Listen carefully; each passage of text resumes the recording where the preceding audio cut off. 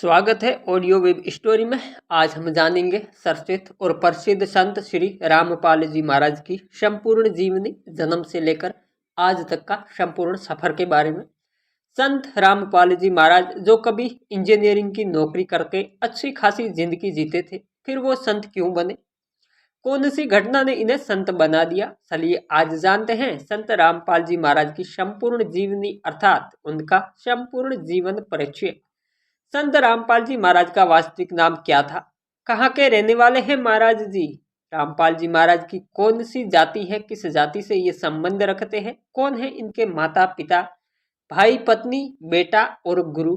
कैसे इन्होंने इंजीनियरिंग की नौकरी छोड़कर उपदेश का मार्ग चुना? और क्यों संत रामपाल जी महाराज और उनके बेटे को कोर्ट ने आजीवन कारावास की सजा सुनाई थी? कौन सी घटना के कारण वर्तमान में संत रामपाल जी महाराज कहाँ और किस स्थिति में है?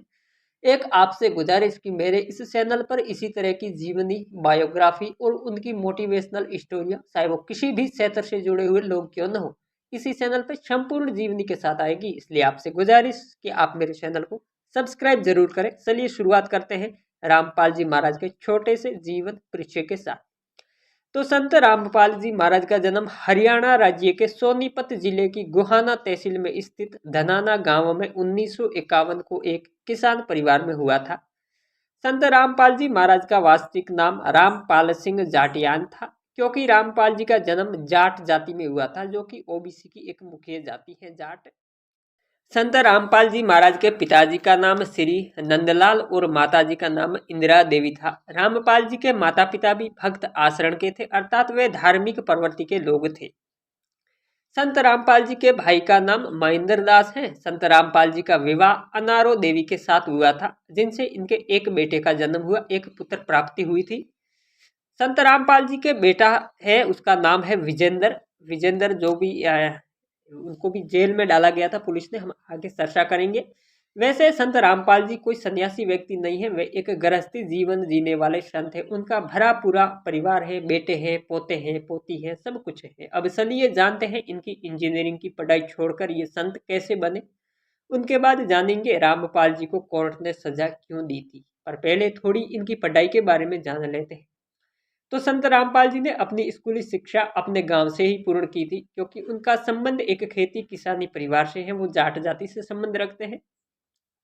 उसके बाद रामपाल जी ने नीलोखेड़ी कॉलेज, हरियाणा में जो कॉलेज है नीलोखेड़ी में स्थित, वहां से है जो इंजीनियरिंग की पढ़ाई की। और उसके बाद उन्होंने हरियाणा सरकार में सिंचाई विभाग में जूनियर इंजीनियरिंग की नौकरी की थी, वहां पर इनको नौकरी मिल गई थी। संत रामपाल जी महाराज को 18 साल तक जूनियर इंजीनियरिंग की नौकरी करने के बाद इन्होंने नौकरी से इस्तीफा दिया था। नौकरी के दौरान ही बाबा की मुलाकात एक कबीरपंथी संत जो कि 107 वर्ष की उम्र में थे, वे थे स्वामी रामदेवानंद है, उनसे है जो संत रामपाल जी की मुलाकात हुई। स्वामी रामदेवानंद की भक्ति से रामपाल जी इतने प्रभावित हुए कि वे उन 107 वर्षीय रामदेवानंद के शिष्य बनकर जन सेवा का कार्य करने लगे। संत रामपाल जी महाराज के समर्पण भाव की बदौलत वे स्वामी रामदेवानंद के सबसे प्रिय शिष्यों में से एक बन गए थे। वे कबीरपंथी संत थे रामदेवानंद, और यहीं से रामपाल सिंह जाट बने संत रामपाल जी महाराज, या कहें जगत गुरु रामपाल जी महाराज बन गए। रामपाल जी महाराज जो धार्मिक सफर है इनका वो 1980 में शुरू होता है। हालांकि इन्होंने प्रवचन प्रथम है जो 1999 में दिया था, जब इन्होंने अपने गुरु रामदेवानंद से दीक्षा प्राप्त की थी। दीक्षा है जो इन्होंने 1980 में प्राप्त करके देश में प्रचार प्रसार करना शुरू कर दिया था, और अपनी इंजीनियरिंग की नौकरी को है जो छोड़ दिया था, इन्होंने इनसे इस्तीफा दे दिया था 1980 में, और अपने गुरु के बताए हुए मार्ग पर चलकर कबीरपंथी शिक्षाओं का प्रचार करने लगे। इनका कारवा बढ़ता ही जा रहा था, लोग जुड़ते ही जा रहे थे। आज संत रामपाल जी महाराज के 15 करोड़ अनुयायियों की संख्या हो चुकी है। रामपाल जी का मुख्य आश्रम हरियाणा के रोहतक जिले में करोंथा गांव में स्थित है। पहला आश्रम वहीं पर बना था जो मुख्य पर है। पर एक घटना हुई थी 2006 में, जब स्वामी दयानंद की लिखी हुई पुस्तक पर है जो रामपाल जी ने एक बयान दे दिया था।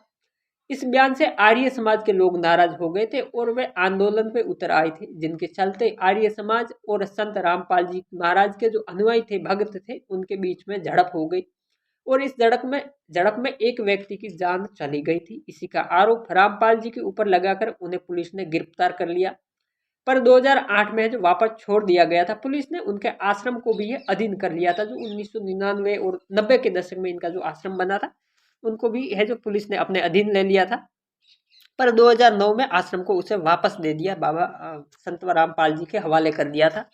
और 2013 में एक बार फिर ये आंदोलन हुआ आर्य समाज के लोग और बाबा के अनुयायियों के बीच में। अब की बार 3 लोगों की जान गई और कई लोग घायल हो गए थे। इसी के साथ है जो 2014 में संत रामपाल जी को अदालत की अवमानना करने पर न्यायालय ने गिरफ्तारी का आदेश दे दिया गया था, क्योंकि ये है जो न्यायालय में पेश नहीं हो रहे थे, इसलिए अवमानना का नोटिस जारी करके गिरफ्तारी का वारंट जारी कर लिया था।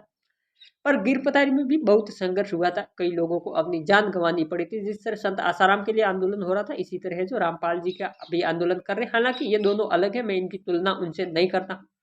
रामपाल जी की तुलना मैं आसाराम से कभी नहीं करता हूँ। हालांकि मैंने उदाहरण दिया कि आसाराम के लिए किस तरह संघर्ष किया था लोगों ने, उनके जो भगत थे उसी तरह इनके भी भगत थे, दोनों का रास्ता भी अलग है। रामपाल जी के आश्रम से कई चीजें भी पुलिस ने जब्त की थी, उनके साथ उनके बेटे को भी गिरफ्तार कर लिया था। संत रामपाल जी के खिलाफ कई गंभीर धाराओं में मुकदमा लगाकर उन्हें जेल में बंद कर दिया था। इस तरह राम सिंह जाट या जाटियान जो जगत गुरु संत रामपाल जी बनने तक का इनका है।